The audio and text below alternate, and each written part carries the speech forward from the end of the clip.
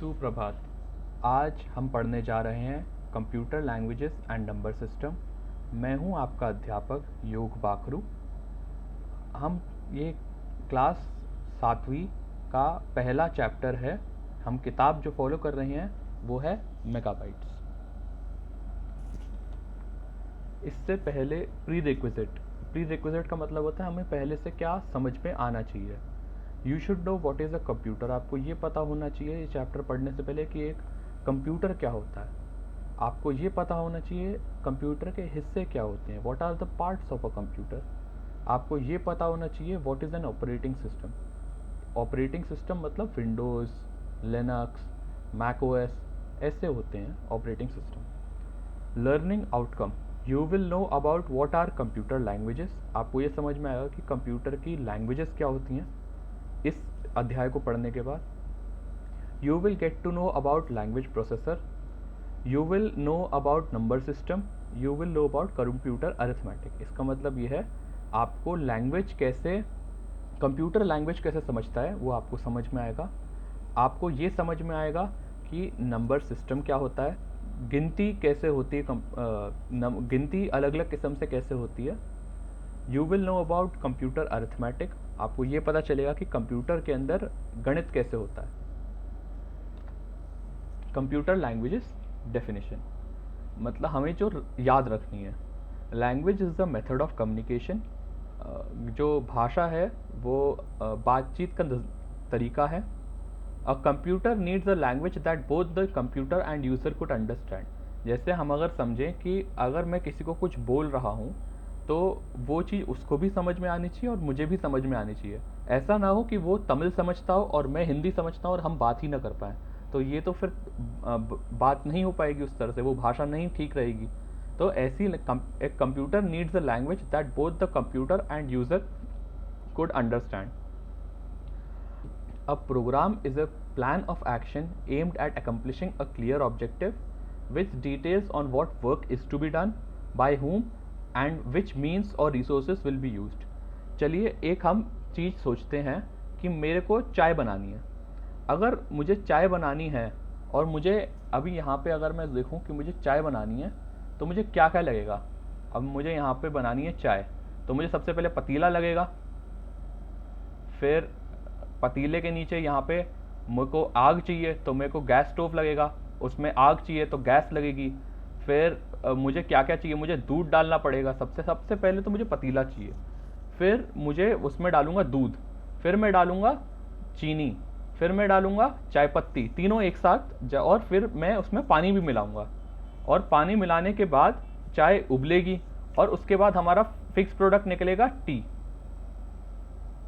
ठीक है, तो हमारा क्या है कि a program is a plan of action aimed at accomplishing a clear objective. हमारा क्लियर ऑब्जेक्टिव क्या था, हमारी चाय हमारा क्लियर ऑब्जेक्टिव है। With details on what work is to be done. Work is to be done में मुझे पतीला चाहिए, स्टोव चाहिए, आग चाहिए, गैस चाहिए, और क्या क्या मुझे डालना है वो सब है। बाय हुम, यहाँ पे मैं करूँगा वो, तो मेरा जो आइडिया है कि मुझे चाय बनानी उसके अंदर मैं कर रहा हूँ। विच मीन्स और रिसोर्सेज विल बी यूज्ड, क्या क्या तरीके से हम काम करेंगे। तो ये तरीका भी यहाँ पे मैंने एक्सप्लेन कर दिया कि हम जो जो चीज़ें यूज़ करेंगे वो करते हैं, तो इसको कहते हैं प्रोग्राम। तो ये डेफिनेशन आपको रटनी पड़ेगी, आपको समझना पड़ेगा। समझने का तरीका ये है कि एक प्लान ऑफ एक्शन, अगर आप कोई भी चीज़ को सोच रहे हैं तो उसका जो प्लान ऑफ एक्शन है, जिस तरह से वो काम करेगा उसको आपको सोचना पड़ेगा, उसको प्रोग्राम कहते हैं। और यही चीज को अगर आप कंप्यूटर की लैंग्वेज में लिखेंगे तो उसको प्रोग्रामिंग कहते हैं।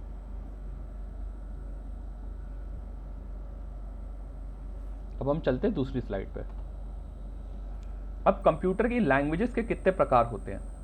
अब क्या है, हमारे पास कंप्यूटर लैंग्वेजेस में आती हैं, ये है हमारी कंप्यूटर लैंग्वेजेस में लो लेवल लैंग्वेज और एक high level language. High level language होती है सी प्लस प्लस और जावा और पाइथन, ये सब हाई लेवल लैंग्वेज है। लो लेवल लैंग्वेज में आती है असेंबली और मशीन लैंग्वेज। असेंबली लैंग्वेज का अपना अलग तरीका होता है और मशीन लैंग्वेज अपनी अलग होती है। मशीन लैंग्वेज क्या होती है, मशीन कोड होती है। मशीन का क्या होता है कि एक आप मशीन को कोई भी अगर आप प्रोग्राम लिखोगे तो सबसे बेसिक तरह से अगर वो सोचो तो हर चीज़ जो है वो 0 और 1 में चली जाती है, या तो फिर होगी या नहीं होगी, हर चीज़ उसी में चली जाती है। हर चीज़ जो आप मशीन में डालते हो वो या वो ना एक ट्रू और फॉल्स, सत्य या झूठ की उसमें चली जाती है, उस तरह से सोची जाती है। तो जैसे अगर आप देखेंगे आगे, लो level language is a programming language that provides little to no abstraction from a computer's instruction set architecture, commands or function in the language map closely to processor instruction। बहुत ही बढ़िया डेफिनेशन लिखी हुई है और ये बिल्कुल एक्यूरेट डेफिनेशन है, ये आपको याद कर लेनी चाहिए क्योंकि ये शब्द बाय शब्द बताती है क्या चल रहा है। अब हम समझते हैं हमें क्या क्या समझ में आएगा इसमें। Is a programming language that provides little to no abstraction, abstraction मतलब change, from a computer's instruction set architecture. Instruction set architecture मतलब कंप्यूटर जो इंस्ट्रक्शन लेता है, जो 0101 और या तो फिर दूसरे तरह से लेता है कमांड्स और फंक्शन, मतलब जो कंप्यूटर का जो इंस्ट्रक्शन है सबसे बेसिक लेवल पे जाके, जब आप 0 के स्तर पे जाते हो तब जो आपको दिखता है बिल्कुल बेसिक इंस्ट्रक्शन, वो आपको कंप्यूटर का इस लैंग्वेज में मिलता है, in the closely two processor instruction. अब क्या है कि ये जो चीज़ जो इतनी क्लोज है, आपको पता होगा प्रोसेसर के अंदर भी बहुत सारी चीज़ें होंगी, हम गाड़ी खोलते हैं, गाड़ी के अंदर इतनी सारी चीज़ें होती है, तो प्रोसेसर के अंदर तो बहुत सारी चीज़ें होंगी क्योंकि प्रोसेसर बहुत छोटा सा होता है। अब प्रोसेसर के अंदर इतनी छोटी छोटी चीज़ें हम डाले हैं, और उस छोटी छोटी चीज़ों को डालने के बाद उपरांत अगर हम देखें कि उसका अगर मेरे को हर हिस्सा खुद से देखना पड़ रहा है कि कैसे चलेगा, तो ये तो बहुत मुश्किल हो जाएगा। तो मैं तो अभी आपको मैं दिखाऊंगा भी कैसे मुश्किल हो जाता है। तो अब लो लेवल लैंग्वेज के दो हिस्से होते हैं, एक मशीन लैंग्वेज होती है 010101 वाली, it is basic machine code which is consisted of data and instruction in a set of 0 and 1। वो समझाया था ना, जो बिल्कुल बेसिक पे जाके कंप्यूटर क्या सोचता है, सबसे बेसिक पे जाके कंप्यूटर सोचता है कि 0 और 1 की तरीके से सोचता है। अगर आप जैसे 010101 अगर ये मान लो ट्रू हुआ कि मेरे को ये काम करना है, या 010111, तो आप ऐसे हर बार 0101 डालेंगे तो आपको तो फोन नंबर याद करने में इतनी दिक्कत आती होगी। तो आप अगर उसके ऊपर जाके देखेंगे तो ये तो बहुत ही ज़्यादा मुश्किल बन जाता है। तो इसलिए क्या है कि ये बड़ी मुश्किल चीज़ होती है। बहुत पहले जब स्टार्टिंग में कंप्यूटर बनते थे तब इस लैंग्वेजेस को यूज़ किया जाता था, फिर ये यूज़ नहीं की किसी ने। ये आज भी यूज़ होती है, बस इसको ज़्यादा लोग इसको नहीं सीखते, लोग उससे दूसरी लैंग्वेजेस सीखते हैं। अब ये आता है 0 stand for the absence of electric pulse, 1 stand for presence of electric pulse. आपको पता होगा कंप्यूटर इलेक्ट्रिसिटी पे चलता है। अब अगर मेरा कंप्यूटर इलेक्ट्रिसिटी पे चलता है तो अंदर जो इलेक्ट्रिसिटी चल रही होगी तो उसका भी होगा कि वो या तो फिर इलेक्ट्रिसिटी का सर्किट कंप्लीट हो जाएगा, पूरा इलेक्ट्रिसिटी का जो है पूरा कंप्लीट करके इलेक्ट्रिसिटी आगे चली जाएगी, तो तब तो फिर ये हो जाएगा कि हाँ ये सच है। अगर नहीं हुई तो फॉल्स हो जाएगा। तो ये सबसे आसान तरीका है समझने का कि कैसे इलेक्ट्रिसिटी के थ्रू हम यूज करते हैं। तो इसलिए 0 is the instruction of false and 1 stand for the instruction of true. तो ये होता है मशीन कोड, ये है हमारा मशीन कोड, और ये बहुत मुश्किल होता है, इसमें ज़्यादा डीप जाने की ज़रूरत नहीं पड़ती है। अब हम बात कर रहे थे assembly language. An assembly language is a low-level programming language for microprocessor and other programmable devices. An assembly language implements a symbolic representation of the machine code needed to program a given CPU architecture. इसका मतलब क्या हुआ, पूरा सिर के ऊपर से गया, बट चलो अब समझते हैं इसका मतलब क्या है। जब आपको रटना होता है, रटने का भी एक तरीका होता है, आप मेन पॉइंट्स को पकड़ लीजिए और उसके आजू बाजू रटिए। तो हमने क्या यहाँ पे समझ में आ रहा है, माइक्रो प्रोसेसर, और यहाँ पे क्या आ रहा है, needed machine code needed to program a given CPU architecture और प्रोग्रामेबल डिवाइसेस। अब देखो क्या होता है इसमें कि माइक्रो प्रोसेसर मतलब आपकी सीपीयू की चिप, इसको कहते हैं सीपीयू चिप, जो आपकी सीपीयू में लगती है ना, वो है। और अदर प्रोग्रामेबल डिवाइसेस मतलब बाकी आपकी रिमोट कंट्रोल कार, अभी आपकी आरसी कार और बाकी चीजें जो ऐसे भी आप यूज करते हो वो सब। और उसके बाद आता है मशीन गिवन सीपीयू आर्किटेक्चर।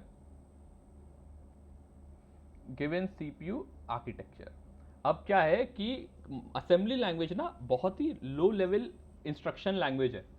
अब लो लेवल में कितना लो लेवल कि क्या होता है ना कि इसके अंदर आपका जो प्रोसेसर के अंदर जो मैंने पहले बताया था कि काफ़ी सारे हिस्से होते हैं, तो प्रोसेसर के हिस्से इधर से उधर कैसे मूव करेंगे वो डायरेक्ट इंस्ट्रक्शन दिए जाते हैं।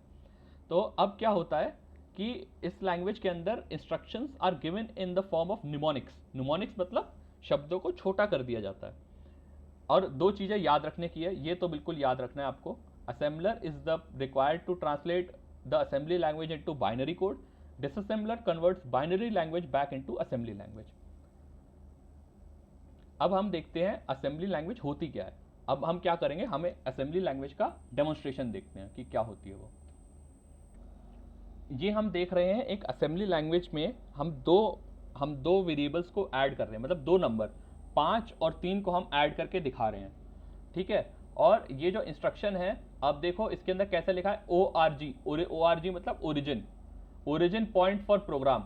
MOV मतलब मूव, MOV का मतलब मूव। ऐड का तो यही है। INT का मतलब इंटरप्ट, देखो इंटरप्ट का INT कर रखा है। तो हमने शब्दों को छोटा कर दिया, इंटरप्ट से INT बना दिया, तो इसको न्यूमोनिक्स बोलते हैं कि हमने न्यूमोनिक्स का इस्तेमाल करते हैं इस लैंग्वेज में। अब इसका दो हिस्सा था। Assembler is required to translate the assembly language into binary code. Disassembler converts binary language back into assembly language. ये आपको याद रखना पड़ेगा। अब आता है high level language. High level language, a high level programming language is a type of programming language that is more abstracted from the machine hardware. मतलब थोड़ा डिफरेंस दिखती है। Focusing on ease of use and readability, these languages are designed to be user friendly and closer to human languages. Characteristic abstraction: high level language provide a higher level of abstraction from machine code, allowing developers to write program without needing manage hardware details.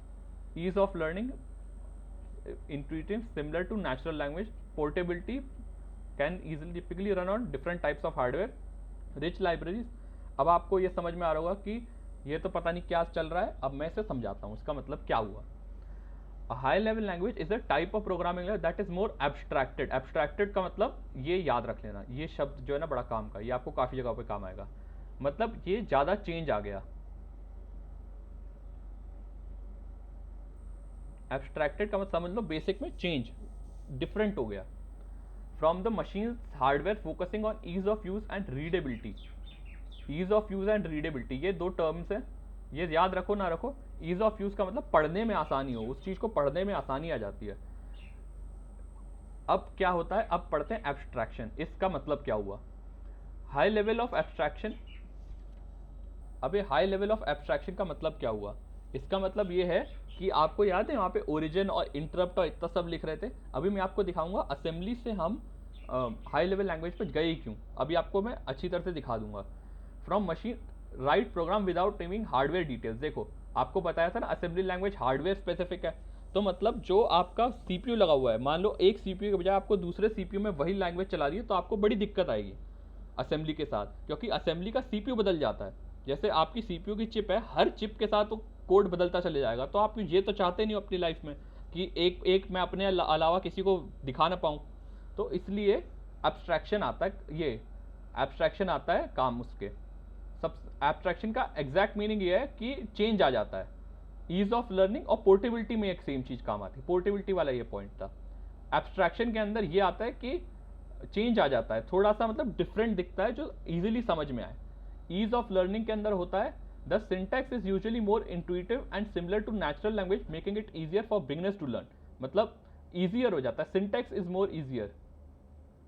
ये तो ये है। फिर portability आती है। देखो एक programme जो दूसरे के प्रोसेसर पे भी चल सकता है।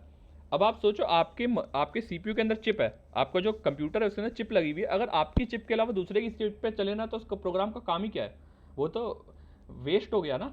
तो इसका मतलब ये है कि different types of hardware with little to no modification. मतलब ये जो आप जो कोड लिखोगे बाद में, वो आसानी से दूसरे के हार्डवेयर पे चल जाएगा। तो इसलिए हाई लेवल लैंग्वेज की पोर्टेबिलिटी होती है। पोर्टेबिलिटी में एक शब्द का मतलब क्या होता है कि आसान है, आसान से मिलता जुलता। पोर्टेबल का मतलब ऐसी चीज होती है जिसको आप लेके कहीं दूसरी जगह पे जा सकते हो, तो वो होता है पोर्टेबिलिटी। ये शब्द पोर्टेबिलिटी का मतलब वो होता है।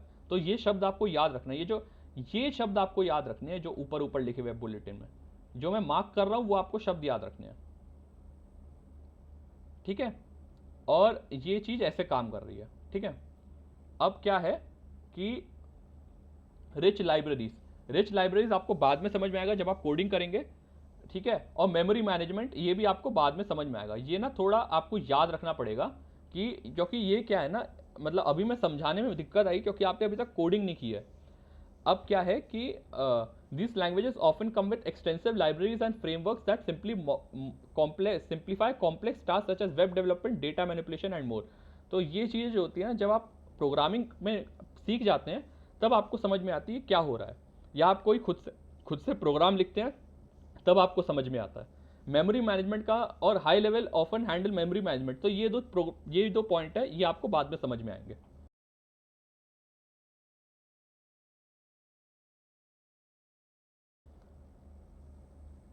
Language processor, compiler, interpreter. अब दो तरह के लैंग्वेज प्रोसेसर होता है। कंप्यूटर कैसे समझता है लैंग्वेज, आपने तो लिख दी जो आपको लिखनी थी, अब कंप्यूटर कैसे समझता है। और यहाँ पे एक और चीज थी, हाई लेवल लैंग्वेज में आती है सी प्लस प्लस, जावा। बेसिकली जो भी लैंग्वेज दोनों में आती है ना लैंग्वेज प्रोसेसर के अंदर, वो आती है ये। और ये असेंबली की अपनी एक लैंग्वेज होती है, ये खुद की लैंग्वेज है।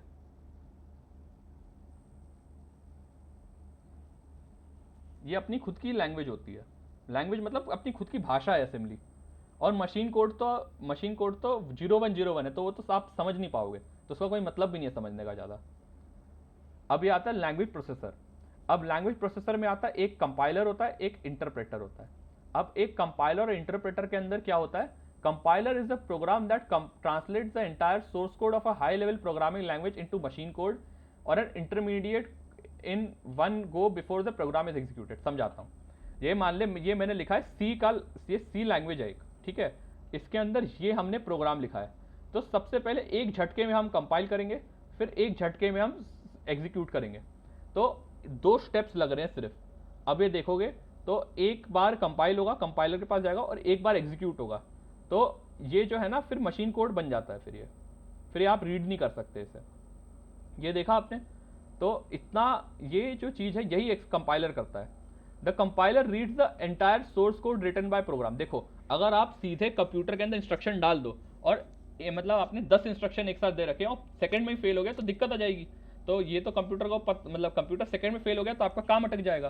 तो इसलिए कंपाइलर होता है जो पहले चेक करता है कि A to Z वो चल रहा है कोड, फिर उसमें डालता है चीज़ें, फिर चला के देखता है। सबसे पहले कंपाइलर चेक करता है, read the entire source code written by program, मतलब पूरा कोड पढ़ता है। It checks the code for syntax error and other issues. Syntax error and other issue मतलब जो आपने लिखा है वो सही है कि नहीं है। If the code is error free the compiler convert it into machine code और an alternate intermediate form like byte code.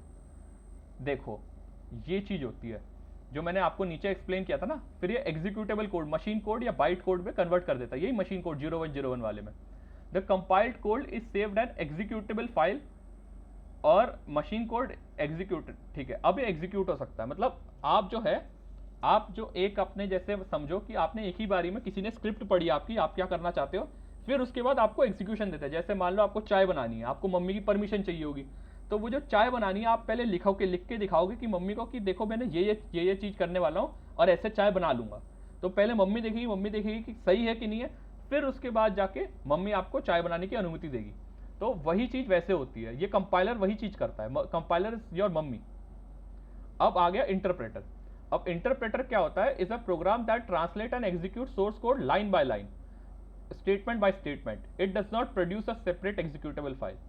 ये तो एक चीज है, ये अगर आप सोचो तो रटने के लिए अच्छी चीज है, आपको बाद में समझ में आएगा क्या चीज थी। ये लाइन बड़ी अच्छी है, ये काफी मतलब हॉट्स का सवाल बन सकता है, लेकिन ये आपको समझ में आना चाहिए। And interpreter is a program that translate and execute. देखो जो कंपाइलर करता था पहले एक पूरा प्रोग्राम पढ़ता था, जैसे मम्मी। अब आप सोच लो मम्मी आपके बाजू में खड़ी हुई है और आप जो कर रहे हो वो सबसे पहले पूछ रही है और फिर आपको करने दे रही है, ठीक है। अब हम ये जो था interpreter, the interpreter reads the source code line by line, मतलब एक बाय एक लाइन। जैसे आपकी मम्मी बाजू में खड़ी है और वो आपको देख रही है कि आप चाय कैसे बना रहे हो, तो उसी तरह से इंटरप्रेटर काम करता है, वो हर एक चीज को एक एक करके देखता है। Each line is translated and into machine code and executed immediately. If a error is encountered the interpreter stops execution and reporting the error allowing the programmer to fix it right away. इसका मतलब ये है कि अगर कोई error आया तो वो वहीं पर रोक देता है एग्जीक्यूशन। कंपाइलर क्या था, कंपाइलर कंपाइल करते हुए जो मतलब मम्मी थी, मम्मी अगर पढ़ते हुए पता चल जाता मम्मी को कि यहाँ पे कुछ गलती है तो वहीं पे बता देती। तो वही चीज कंपाइलर करता है। और इंटरप्रेटर में ये चीज होती है, इंटरप्रेटर में मतलब बाजू में खड़ी हुई है, तो अगर आप कुछ भी करने वाले हो तो मम्मी वहीं पर रोक देती है। अब ये इसमें एक और चीज होती है, कंपाइल की जो लैंग्वेजेस होती हैं वो होती है C, C plus plus, Fortran, Swift, Rust. और इंटरप्रेटेड लैंग्वेज होती है पाइथन, जावा, जावास्क्रिप्ट, पीएचपी। ठीक है। अब ये जो चीज़ें ये आपको रटना पड़ेगा, ये तो आपको रटना पड़ेगा लैंग्वेजेस कौन सी है, ये आपको धीरे धीरे समझ में आ जाएंगे। अब देखो यहाँ पे जैसे आपकी मम्मी खड़ी हुई है, तो अब पहले क्या था, पहले मम्मी रीड कर रही थी, अब मम्मी आपके बाजू में खड़ी हुई है, तो सोर्स कोड से सीधे एक एक लाइन जा रही है, एक एक लाइन, एक एक बार मम्मी आपको देख रही है कि आप क्या कर रहे हो। फिर उसके बाद वो चीज़ आप डालते, जैसे मान लो आपको धनिया डालना है किसी चीज़ के अंदर, चलो आपको चाय के अंदर अदरक डालनी है, मान लो आपको चाय बना रहे थे ना, तो चाय के अंदर अदरक डालनी है, तो आपकी जो अदरक डाल रहे थे उस अदरक को आपको पीस के डालना है, काट के डालना है, या इलायची डालना है तो इलायची को काट के डालना है, सीधे डालना है। तो क्या कर रहे हो, तो आप मम्मी से पूछ रहे हो, और मम्मी आपको देख रही है कि आप करने का क्या वाले हो, उसके बाद आपको एग्जीक्यूट कर रहा है। तो उसे कहते हैं, इसी चीज को कहते हैं, ये होता है इंटरप्रेटर का काम।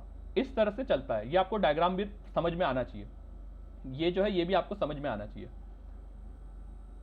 अभी मैं आपको इसका एग्जीक्यूशन दिखाऊंगा। अब आपको दिख रहा होगा कि मैंने दिखाया था कि ये देखिए ये असेंबली लैंग्वेज होती है, तो ये हमारी थी असेंबली लैंग्वेज। अब इसको हम हटा देते हैं क्योंकि हम असेंबली यूज नहीं करने वाले, इसका कोई काम नहीं होता। ठीक है। अब हम क्या करने वाले हैं, अब हम यूज करने वाले हैं, ये है हमारी, इसे कहते हैं सी लैंग्वेज।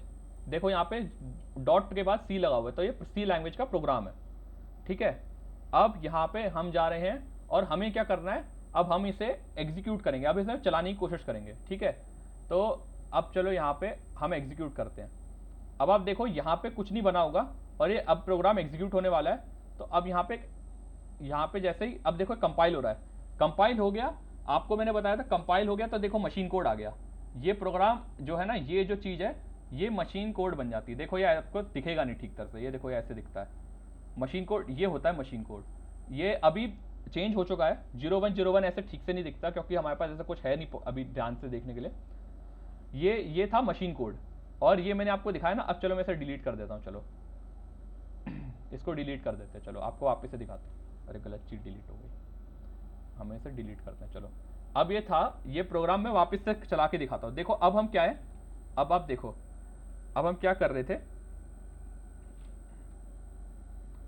अब मैं आपको बिल्कुल बेसिक से दिखाऊंगा कि कैसे, देखो कैसे चल रहा है कंपाइलर। अभी ये जो है, ठीक है,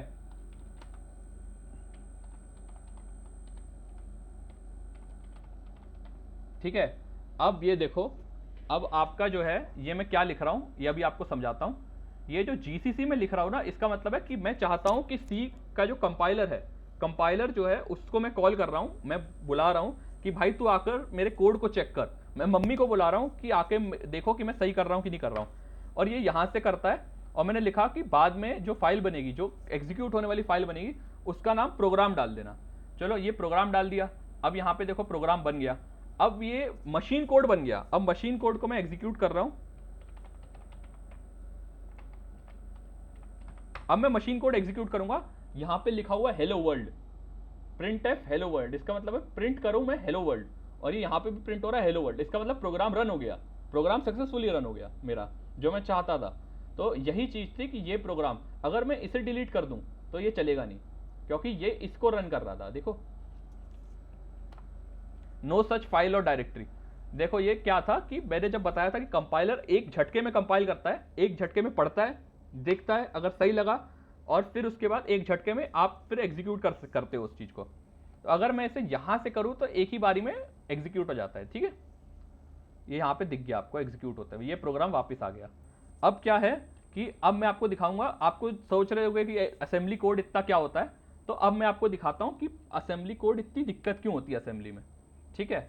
अब देखो मैं इसी चीज का जो बेसिक कोड था, जो असेंबली में होता है सबसे लोएस्ट लेवल पे, जो लो लेवल लैंग्वेज थी, वो कैसे बनता है, अब मैं उसका करना, अब मैं वो खोलूंगा। अब देखो जो इतनी छोटी लाइन का प्रोग्राम है, 1 2 3 4 4 लाइन का प्रोग्राम है, उसके लिए मुझे इतना सारा कोड लिखना पड़ता, जो सिर्फ हाई लेवल लैंग्वेज में 4 लाइन में हो गया।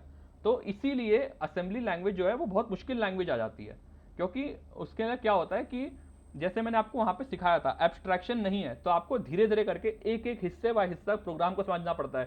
पहले चलो मान लो कि पहले एच आएगा, फिर ओ आएगा, फिर एल आएगा, तो हेलो में जो है वो धीरे धीरे करके काम करता है। और ये जो चीज़ है, ये सारी चीज़ें अपने आप ही देख लेती है, ये सी लैंग्वेज होती है। इसका ये बेनिफिट होता है सी लैंग्वेज का। तो अब मैंने आपको बताया था, अब मैंने आपको सिखा दिया है कंपाइलर कैसे काम करता है, और हम लोग किस कंपाइलर का और इसका कंपाइल्ड लैंग्वेज और इंटरप्रेटेड लैंग्वेज का क्या फ़र्क होता है। अब कंपाइल्ड लैंग्वेज में हम देख रहे थे सी लैंग्वेज, अब हम देखने वाले हैं इंटरप्रेटेड लैंग्वेज। इंटरप्रेटेड लैंग्वेज कौन सी? पाइथन 3। ठीक है, अब मुझे क्या है, प्रिंट का मतलब होता है आपको आउटपुट लेना है। आउटपुट मतलब आपको दिखाना है, शो करना है, आपको दिखाना पड़ेगा कि जो मैं लिख रहा हूँ। अब क्या है, अब हम स्टार्ट करेंगे पाइथन 3। अब देखो ये पाइथन 3 हमारी स्टार्ट हो गई। अब पाइथन जो है, अब अगर मैं यहाँ पे करूँगा ए, तो देखो ए इज़ नॉट डिफाइंड। अब क्या, अगर मैं कुछ लिखूंगा ए इज इक्वल टू 1, ये ऐसे अगर आप कुछ थोड़े इंस्ट्रक्शन अगर मैं डाल दूं, तो मैंने दो शब्द लिए ए और बी, और ए को मैंने 1 असाइन किया और बी को मैंने 2 असाइन किया। ठीक है, तो अगर मैं अब देखूं, तो अगर एक और दो का मिला, एक और दो को जोड़े, ठीक है, आप कंप्यूटर में जैसे जो आप जैसे कैलकुलेटर में जोड़ते हो, तो अब मैं यहाँ पे जोड़ूंगा तो देखो 3 आ गया। तो क्या हुआ, सबसे पहले इसने पढ़ा ए पहला है, बी दूसरा है, फिर दोनों को जोड़ा तब जाके 3 आया। तो ये एक एक करके इंस्ट्रक्शन देना पड़ रहा है, और एक एक करके ये कंपाइल हो रहा है। लाइन बाय लाइन जैसे समझाया था आपको, वैसे लाइन बाय लाइन हो रहा है इसके अंदर। अगर मैं इसमें लिखना है प्रिंट, और यहाँ पे मुझे लिखना है हेलो, ठीक है, तो हेलो आ गया। जैसे तो हर लाइन मेरे को एक एक करके लिखनी पड़ रही है। अब हम पहले चैप्टर का दूसरा हिस्सा करने वाले हैं, जो ज्यादा गणित, जिसमें ज्यादा गणित काम आती है, उसका नाम है नंबर सिस्टम।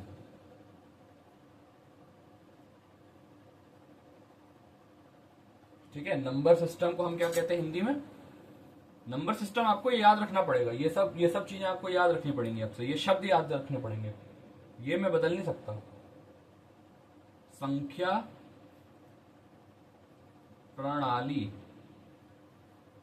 क्या हुआ? संख्या प्रणाली। संख्या प्रणाली का आसान तरीका समझने का क्या है?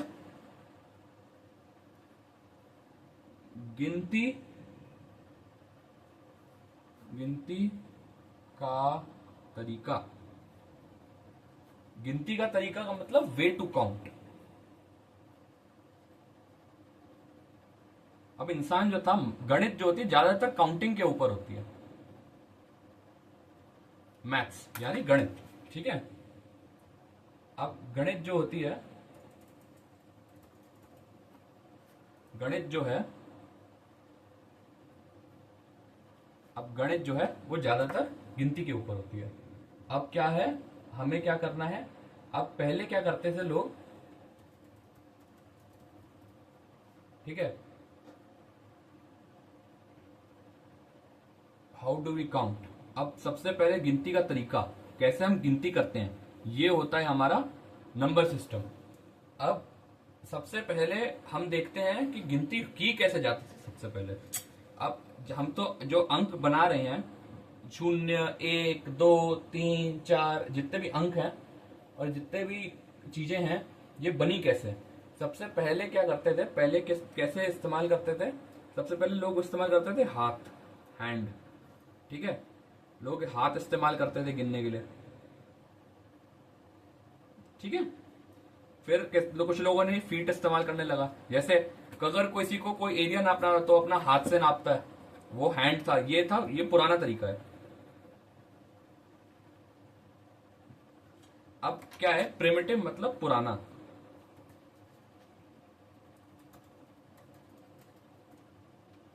प्राचीन,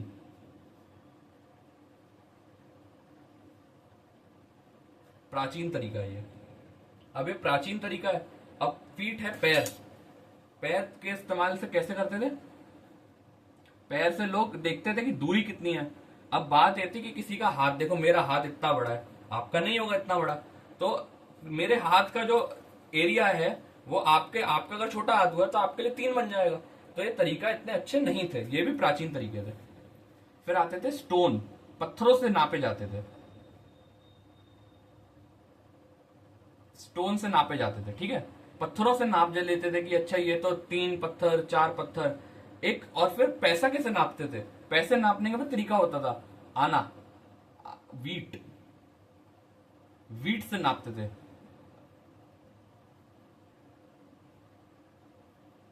जो वीट का था ना, वो उससे नापा जाता था। अब लेकिन ये सब नहीं इस्तेमाल करते। अब हम क्या करते हैं, अब हम इस्तेमाल करते हैं नंबर सिस्टम। ये नंबर सिस्टम अब न्यू है, नया, नवीन, नया तरीका है नंबर सिस्टम। अब नंबर सिस्टम में इंसान जो ज्यादातर इस्तेमाल करते हैं वो है दशमलव प्रणाली, डेसिमल नंबर सिस्टम।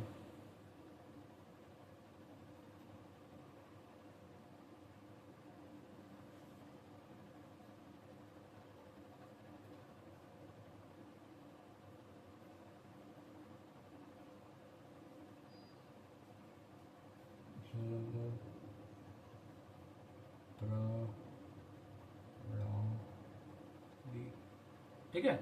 अब दशमलव प्रणाली हम इस्तेमाल करते हैं। दशमलव मतलब 10, 10, 10, 10। अब 10 का क्या है, 10 का आप देखो 10 बड़ा इंपॉर्टेंट बन जाता है, बड़ा कीमती चीज बन जाता है जब हम 10 को इस्तेमाल कर रहे होते हैं। क्योंकि हम दशमलव प्रणाली को इस्तेमाल करते हैं तो हम ज्यादातर समय, अब यहां पे हम करेंगे, अब हम आपको नई चीज सिखा रहे हैं। ये अब आप सोचेंगे कि काफी अलग तरीके की चीज है, लेकिन बाद में आपके काफी काम आती है। काफी सोचने के अलग अलग तरीके होते हैं। अब आप समझो दशमलव प्रणाली में मान लो ऐसे, सबसे पहले ना लिखा कैसे जाता है वो आपको समझाते हैं, हाउ टू राइट।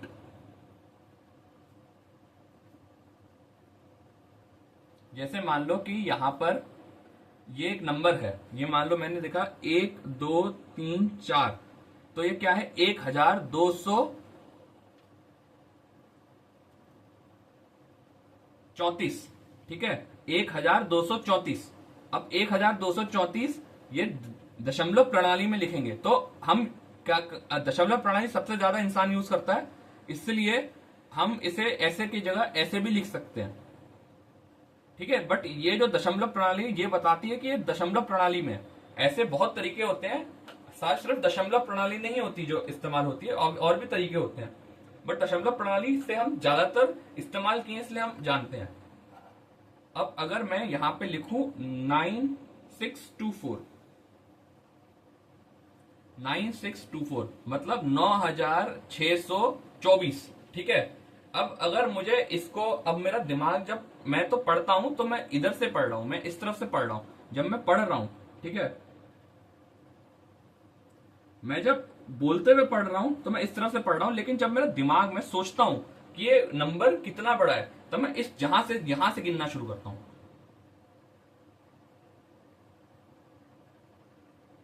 गिनती मैं यहां से सोच रहा हूं, 4, फिर 2, फिर 6, फिर 9। जब मैं देखूंगा तो मैं इसे, अगर मैं पढ़ूंगा तो मैं पढ़ूंगा 9624, ठीक है, 9624। लेकिन जब मैं गिनती से पढ़ूंगा तब मैं पढ़ूंगा इसको 4 प्लस 4 को जोड़ा मैंने 20 से, फिर उसको जोड़ा मैंने 600 से, फिर उसको जोड़ा मैंने 9000 से। आप देखो ध्यान से, ये नहीं लग रहा अब ज्यादा सही?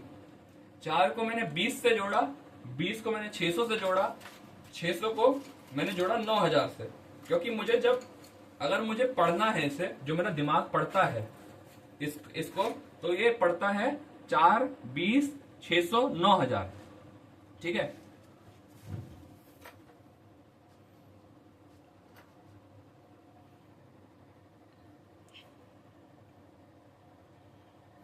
ठीक है, 4, 20, 600, 9000। अब अगर मैं इस हिस्से में सोचूं कि मुझे इसको, अगर मैं पढ़ूंगा तो मैं यहां से पढ़ूंगा, पहले मैं ये पढ़ूंगा, चलो, फिर मैं ये पढ़ूंगा, फिर मैं ये पढ़ूंगा, फिर मैं ये पढ़ूंगा। तो अगर मुझे किसी नए इंसान को समझाना है, आपको तो समझ में आएगा, लेकिन अगर मुझे किसी बिल्कुल नए इंसान को समझाना है, नवीनतम इंसान को समझाना है कि कैसे मैं पढ़ता हूं इसे, तो इसका मतलब मैं समझाऊंगा, पहले 4 देखो, 4 मतलब सबसे छोटी छोटी पोजीशन पे, फिर 20, 2 यहां पे आया, फिर 6 आया, फिर 9 आया, और हर जगह एक बार 10 मल्टीप्लाई हो गया।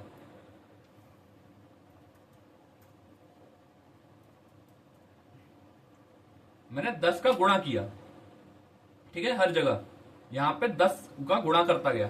तो अब मैं इसे कैसे पढ़ सकता हूं, अब मैं इसे कैसे, तो मैं क्या बोलूंगा, 4 प्लस, 4 को मैंने प्लस किया, 2 गुणा 10 प्लस 6 गुणा 10 गुणा 10 प्लस 9 गुणा 10 गुणा 10 गुणा 10।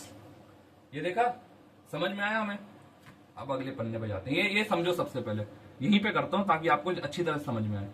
अब मैं 4 को 2 गुणा 10 कर सकता हूं, प्लस 6 10। अब देखो 10 को 2 बार गुणा किया तो 2 लिख दूंगा यहाँ पे, 9 में 10 को 3 बार गुणा किया तो 3 बार लिख दूंगा। तो देखो यहाँ पे 3 लिख दिया मैंने, ठीक है।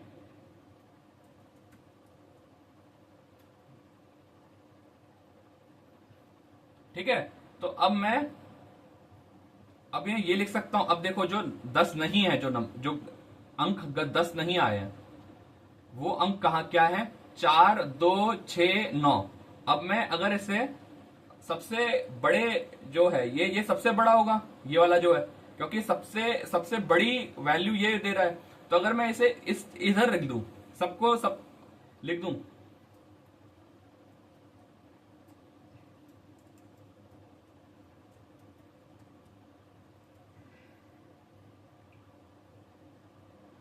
अब मैं अवरोही क्रम करूं तो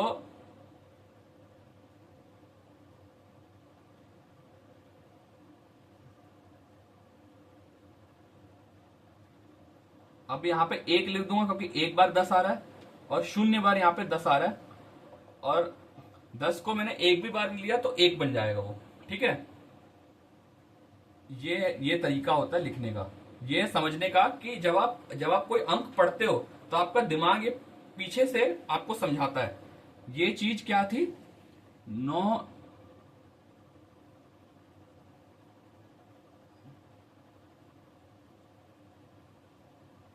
ठीक है, ये आपको समझ में आ गया होगा अभी तक। आप जब पढ़ते हो ये तरीके से आपका दिमाग समझ पाता है, ठीक है। आपको यहां तक समझ आ जाना चाहिए, जहां तक मुझे समझ में आ रहा है। अब मैंने आपको पिछले पिछले लेक्चर में सिखाया था कि हमारा जो कंप्यूटर होता है वो सीखता है बाइनरी। बाइनरी मतलब, बाइनरी का भी हिंदी वर्ड होगा,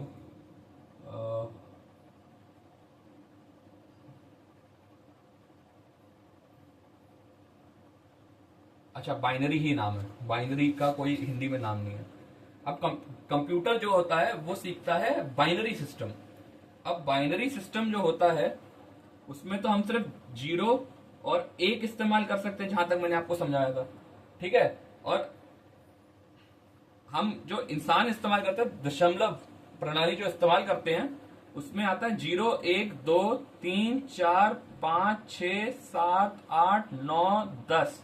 अब दशमलव प्रणाली में 10 नहीं आता है, क्योंकि ये हमारी 2 शब्द डिजिट से बना हुआ है, तो ये यहां पे नहीं आएगा। अलग अलग होने चाहिए, ये सबके सब अलग होने चाहिए। ये प्रणाली का अर्थ होता है कि आपके हर एक जो होगा वो बिल्कुल अलग होगा।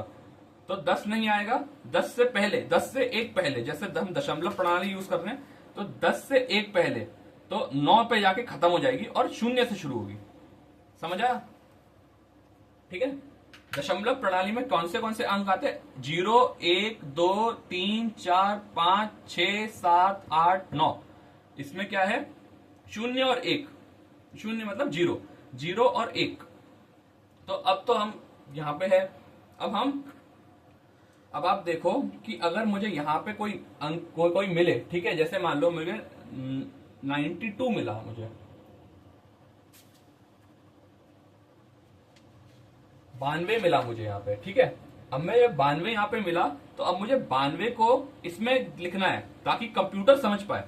अब यहाँ ये कंप्यूटर समझता है, ये कंप्यूटर समझता है और ये इंसान समझता है, ठीक है। अब मुझे 92 को इस तरह से लिखना है कि कंप्यूटर समझ पाए 92 को। ठीक है, तो 92 को मैं कैसे लिखूंगा? अब आपने भागाकार सीखा होगा,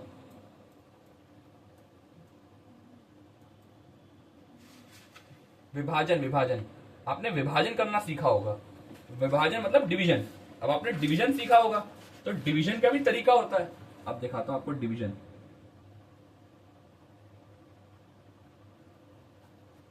डिवीजन मतलब विभाजन। ठीक है, विभाजन। अब डिवीजन का मतलब होता है विभाजन। ठीक है, अब हमने क्या किया है, अब हम 92 को देखेंगे तो 92 को जैसा मैंने पहले दिखाया था, जैसे मैंने आपको पहले दिखाया था, इस तरह से लिखने में कैसे लिखेंगे 92 को? सबसे पहले 2 और फिर 9 हम यहां से पढ़ेंगे, तो 2 इंटू 90 और हम एक बार 10 का गुणा करेंगे तो 10 आ जाएगा। ठीक है, तो 2 into 9 into sorry plus plus plus, यहाँ पे एडिशन, यहाँ पे हम जोड़ रहे थे, हम यहाँ पे गुणा नहीं कर रहे थे। हाँ, तो 2 प्लस 9 इंटू 10 की पावर हमारा था 1 होगा ना। हाँ, यहाँ पे अब इसी को हम इस तरह से लिख सकते हैं, 2 इंटू 10 की पावर 0 प्लस 9 इंटू 10 की पावर 1। ठीक है, अब क्या है, अब हमें पढ़ना है अब हम पढ़ेंगे विभाजन के तरीके। ठीक है, ये दोनों तरीके सही हैं इसको समझने के। जब आप कुछ पढ़ते हो ना, आप जब ये अक्षर पढ़ते हो तो आपका दिमाग ये सब पढ़ता है। आपको बचपन से अगर आपने सीखी है गणित, तो ये आपका दिमाग पढ़ता है। चलो विभाजन का हम तरीका देखेंगे। ठीक है, अब हम करेंगे आसान विभाजन का तरीका। अब मैं अगर इसको लिखूं 9264, ठीक है, अब मैं विभाजन का तरीका लगूंगा लॉन्ग डिवीजन मेथड। ठीक है, अब मैं जो तरीका यूज कर रहा हूं इसका नाम है लॉन्ग डिवीजन मेथड, या इसको कहते हैं सिंपल डिवीजन मेथड। आसान विभाजन करने का तरीका, ये सबसे आसान विभाजन करने का तरीका होता है जो हर इंसान कर सकता है सबसे आसानी से। ठीक है, चलो मैं आपको विभाजन करके दिखाता हूं। अब मैं जैसे 10 से विभाजन करना है इसे, तब पहले मैं 9 लेके आऊंगा। ठीक है, और पहले 9 आया, 90 आया, ये 2 कट गया, 9 को मैंने 10 से गुणा किया और उसके बाद मैंने घटाया तो आ गया, फिर 2 नीचे आ गया तो 26 भी नीचे आएगा, तो 26 आ गया। फिर अब मैंने 2 से किया तो यहाँ पे 20 से घटाया तो 6 आ गया, फिर आ गया ये, तो मैंने 6 किया तो ये आ गया 4। ठीक है, अब आप देख रहे हो 4 आ गया, बिल्कुल आप देख सकते हो 4 आ गया। अब ये 4 है हमारा रिमाइंडर। अब रिमाइंडर को क्या कहते हैं हिंदी में? शेष। ये शेष रह गया। ठीक है, ये है रिमाइंडर, इसको हम ये भी बोलते हैं शेष। अभी हमारा शेष रह गया, ये आपने सीखा होगा, ये गिनती में सीखा जाता है। ठीक है, अब तो मैं इसको कैसे लिख सकता हूं, 926 इंटू 10 प्लस 4। ठीक है, ये समझ में आया आपको? ठीक है,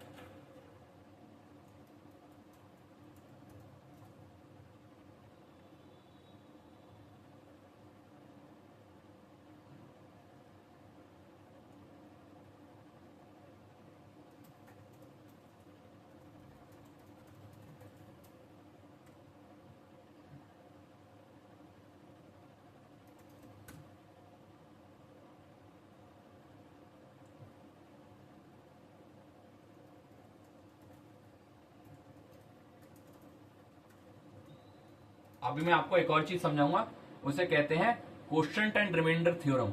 ठीक है,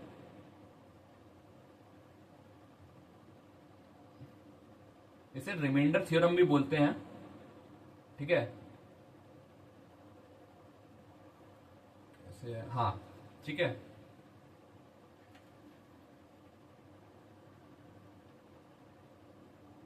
ठीक है, डिवाइजर, हाँ डिवाइजर मैं भूल गया था। डिवाइजर, डिवाइजर को क्या कहते हैं? भाजक। ठीक है, ये हमारा बन जाता है भाजक। ठीक है, ये हमारा डिवाइजर और ये है हमारा क्वोशंट। क्वोशंट क्या कहते हैं? क्वोशंट है हमारा,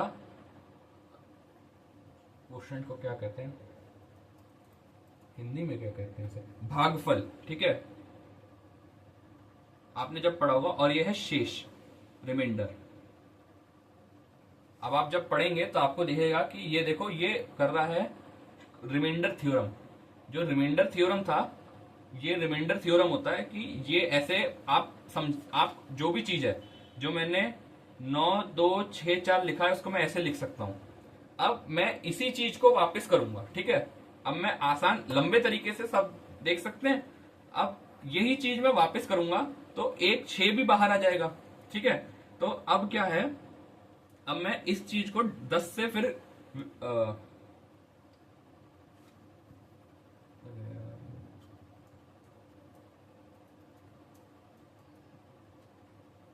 विभाजन, अब मैं 10 से फिर विभाजन करूंगा। ठीक है, अब मैं 10 से फिर विभाजन करूंगा तो वही सेम चीज में वापस होगी। और मैं इसको 10 9 6 2 और यहां पे बचेगा 96, क्योंकि अब 90 फिर 60 निकलेगा और 2 शेष रह जाएगा। ठीक है, 62 में 60 निकालेंगे तो 2 बच जाएगा, तो 96 बच जाएगा। और अब इसे फिर तरह से हम लिख सकते हैं। किस तरह से लिखेंगे, अब ये जो 962 है, इसको हम लिखेंगे 92 का 10 से गुणा किया, क्योंकि 10 हमारा जो है ये बन जाता है डिवाइजर, भाजक बन जाता है ये 10 हमारा। तो 10 हमारा भाजक है, क्योंकि ये 10 भाजक कैसे है, क्योंकि हम दशमलव प्रणाली पर सीख रहे हैं। हम सीख रहे हैं दशमलव प्रणाली, हम अभी दशमलव प्रणाली सीख रहे हैं, तो 10 भाजक बन जाएगा। अभी हम बाइनरी सिस्टम सीखेंगे तो 2 भाजक बन जाएगा। ठीक है, तो ये सही, ये वही चीज है जो वापस आती है, वही चीज हम पढ़ रहे हैं। ठीक है, अब 9 6 2, अब ये हो गया 9 6 2, इसको हम लिखेंगे 92 इंटू 10 प्लस क्या हुआ हमारा 2। ठीक है, 2 शेष रह गया, नहीं 96 इंटू 10, 96 इंटू 10, 96 क्या है गिनती में, 96, 96 इंटू 10 प्लस 2। ठीक है, ये हो गया हमारा 962। अब इसी 962 को मैं यहां पे लिखूंगा तो ये बन जाएगा 96 इंटू 10 प्लस 2 इंटू 10 प्लस 4। ठीक है, और ये फिर हमारा बन जाएगा 9264, ये बन जाएगा हमारा 9264। ठीक है, अब ये हमारा बन गया 9264। तो अब इसका क्या है कि जब मैं 9264 लिख रहा हूं यहां पे, तो अब इसको भी मैं विभाजन कर सकता हूं। ये भी 10 से बड़ा हुआ है, अब ये भी 10 से बड़ा है, तो इसको कैसे विभाजन करेंगे। अब यही डिवीजन वापस से इस्तेमाल करूंगा, मैं दिखा नहीं रहा हूं, लेकिन यही इस्तेमाल करना है वापस से। अब हम लिखेंगे 9 into 10 plus 6 into 10 plus 2 into 10 plus 4, तो ये बन जाता है 9264। अब आप जो 10 नहीं है वो पढ़ेंगे, तो वो 10 जो 10 नहीं है, 10 नहीं है, उनको क्या बोलेंगे, 9 6 2 4, 9 6 2 4। ठीक है, 9 6 2 4 अगर आप इस तरह से पढ़ेंगे तो आपको समझ में आएगा। ये देखिए, ये ऐसे आ जाएगा। ठीक है, समझ आया, बिल्कुल क्रिस्टल क्लियर। अब हम करेंगे डेसिमल टू बाइनरी। बस इसके बाद ये लेक्चर कंप्लीट होगा, फिर हम अगला में बाइनरी टू डेसिमल वापस से कन्वर्ट करने का, और फिर हम बाकी प्रणाली पढ़ते हैं। ठीक है,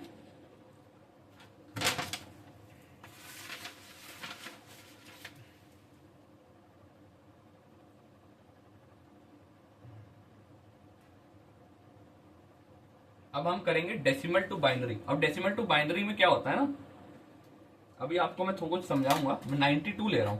ठीक है, 92 मैंने शब्द लिया, 92 मैंने क्या कहते हैं इसे, नंबर लिया, अंक लिया 92। अब 92 जो है, इसको अगर हमें डेसिमल टू बाइनरी में कन्वर्ट करना है, अब ये है डेसिमल। ठीक है, अब मैं इसे बाइनरी में कन्वर्ट करना है। ठीक है, ये बाइनरी में जाना है। अब इसको कन्वर्जन कैसे होगा, अब अब आपको मैं एक चीज समझाता हूं, ठीक है। अब इसका आसान तरीका होता है जो एक ही टेबल बना के हो जाता है। टेबल को क्या कहते हैं हिंदी में?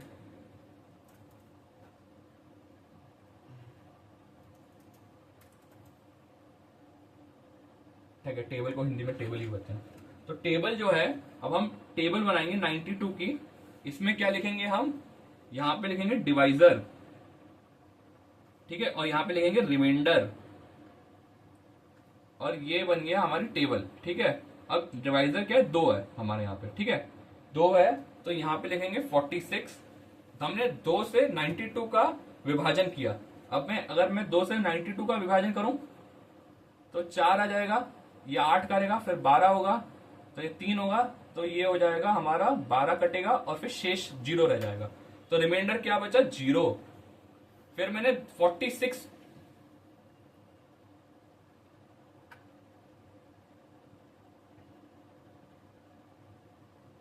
अच्छा नहीं 6 से करना था ना, हाँ सही किया, 6 से था, यहाँ पे 46 आएगा। तो 46 में 2 का फिर से विभाजन किया, जैसे यहाँ पे दिखाया, तो 2 का विभाजन किया तो बचा 23, ठीक है। 46 का 2 से विभाजन किया तो बचा 23। अब वैसे 2 से विभाजन करना है, और यहाँ पे भी हमारा कुछ शेष नहीं बचेगा। अब 23 को तो फिर 12 से होगा, 12 से नहीं होगा, 11 से होगा। अब 11 से बचा तो 1 रह जाएगा, शेष 1 रहेगा, ठीक है। मैं भी करके दिखाता हूँ आपको। 23 को मैंने 2 से विभाजन किया तो 1 हो गया, 2, फिर हमने काट, फिर आया 3, तो फिर 1 आया, तो यहाँ पे हमने 2 काट दिया और फिर बचा 1, ठीक है। तो 1 शेष रह गया। अब 2 को वापस से किया तो 5 से 5 बचा। जो था ना भाजक, भाजक इस तरफ लिखते हैं, भाजक इस तरफ लिख रहे हैं हर बार कि भाजक क्या बचा है। आपने देखा होगा यहाँ पे भी मैं भाजक का दिखा रहा होगा, यहाँ पर भी मैं भाजक को वापस से विभाजन कर रहा था, भाजक का, ठीक है। भाजक का विभाजन किया जाता है, और भाजक का विभाजन कर करके फिर मैंने यहां पर लिखा, ठीक है। यहां पे 1 बचा, ठीक है, और 2 का 2 से भाजक किया तो 1 बचा, ठीक है। अब 1 जो है, अब आपको लगेगा 1 पे रुकना है, नहीं 1 पे भी नहीं रुकना, 2 का वापस से विभाजन करें जब तक यहां पे 0 ना आ जाए, ठीक है। जब तक यहां पे 0 ना आए, इसको क्या कहते हैं? भाजक, डिवाइजर। जब तक हम भाजक कर ही नहीं सकते तब तक जो है 0 ना आए तब तक ये पढ़ना है। अब हमें कैसे लिखना है इसे, ठीक है। अब हम इसे इस तरफ से पढ़ेंगे, ठीक है। जब आप भाजक देख रहे होंगे, जब मैं आपको विभाजन करने का तरीका बता रहा था, तो विभाजन करने का जो तरीका था उसमें भी हम जब पढ़ रहे थे तो अंत में जाके 9 आता है, ठीक है। तो जब मैं इसका विभाजन करूंगा तब भी अंत में जाके 9 आएगा, ठीक है। तो मैं यहां से गिनती पढ़ रहा हूं, 9 2 6 4 ऐसे लिखा ना, मैंने इस तरफ से पढ़ा, और विभाजन कर रहा था सबसे पहले छोटा वाला सबसे बाहर निकल रहा था। तो अब हमें इसी तरह से यहां पर कैसे लिखना है? 1 0 0 1 1 0 0, ठीक है। ये अब आप पढ़ेंगे तो ये ऐसा होगा, 1 into 2 plus 0 into 2 plus 1 into 2 plus 1 into 2 plus 1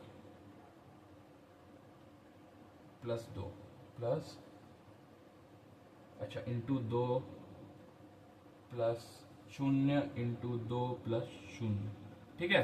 अब ये इतना लंबा सा हमने लिखा है, लेकिन ये चीज, यही चीज है जो ये बनाता है। अब मैं इसे सॉल्व करूंगा ना, 1 into 2 is equal to 2 plus 0 plus 4 plus 1 is equal to 10 plus 1, और ये इंटू 2 हो गया, तो इसका हो गया 22, और 22 प्लस 1 हो गया 23, 23 इंटू 2 हो गया हमारा 46, देखो 46 पे पहुंच गए, इंटू 2 हो गया हमारा 92।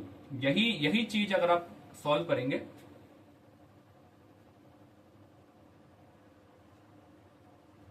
ठीक है, तो यही चीज बन जाएगी 92 वापस से। अब देखो ये आपको समझ में आया एक बारी में कैसे डिवीजन किया जाता है, गण विभाजन एक ही बारी में कैसे करते हैं, ठीक है। अब हम आ गया डेसिमल, दशमलव प्रणाली टू बाइनरी,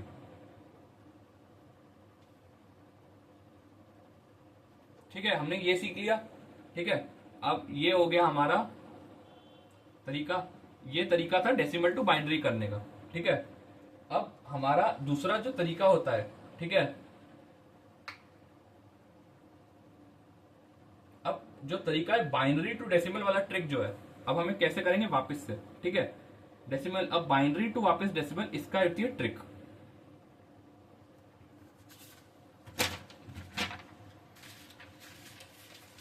इसका भी एक तरीका होता है और इसका काफी आसान तरीका होता है, ठीक है। अब आप, मैंने जो नंबर पहले लिखा था 101110, ठीक है, आपने देख लिया। अब आप यहां से गिनती एक शून्य से शुरू करिए, 0 1 2 3 4 5 6, ठीक है। सबसे पहले हर हर हर सिस्टम का ना कन्वर्जन का यही तरीका होता है, ये होता है to decimal conversion. To decimal करने का तरीका सेम होता है, ठीक है। अब 0 1 2 3 4 5 6, अब इसका मतलब क्या हुआ, 1 इंटू हम 2 से विभाजन करें तो यहाँ पे 2 लिख रहे हैं, 2 को 6 बार मेरे को 2 बार 2 को अपने में गुणा करना पड़ेगा, उसके बाद मेरे को 1 से गुणा करना पड़ेगा, प्लस 0 इंटू 5 2 की पावर 5 प्लस 1 इंटू 2 की पावर 4 प्लस 2 की पावर 4 प्लस 1 इंटू 2 की पावर 3 प्लस 1 इंटू 2 की पावर 2 प्लस 0 इंटू 2 की पावर 1 प्लस 0 इंटू 2 की पावर 0, ठीक है। अब मैं आपको इसी को, ठीक है, अब ये क्या हुआ, ये बना हमारा 64, ठीक है, ये हमारा क्या बना 16, ये बना 8, ये बना 16 8, ये बना हमारा 4, ठीक है, प्लस प्लस 16 प्लस 8 प्लस 4, ठीक है। अब ये हमारा क्या बनेगा 92, ठीक है। तो सबसे आसान तरीका है, यहां पे आप सबसे पहले अंक लिख दो 101110 और यहाँ पे हमें यहां से गिनती शुरू करनी पीछे से, 0 1 2 3 4 5 6। अब यहाँ पे इसी को लिखना है, अब 2 की पावर 6 मतलब 2 को 6 बार मल्टीप्लाई करो, 1 2 3 4 1 2 3 4, ठीक है। तो ये बन गया हमारा 2, ये 8 हो गया, ये 8 हो गया, तो हमारा 64 हो गया, तो 64 यहाँ पे आ गया, ठीक है। समझ में आया आपको? तो ऐसे बनेगा 92 वापस से, जो हमने ये दशमलव प्रणाली में हमने 92 उठाया। अब हम करेंगे अगले लेक्चर में अगला नंबर सिस्टम जो है ऑक्टल नंबर। अब हम क्या करेंगे, अब हम पढ़ने वाले हैं ऑक्टल। हमने क्या किया, हमने 10 का पढ़ लिया, 2 का पढ़ लिया, 10 का मतलब डेसिमल पढ़ लिया और हमने बाइनरी पढ़ लिया, ठीक है।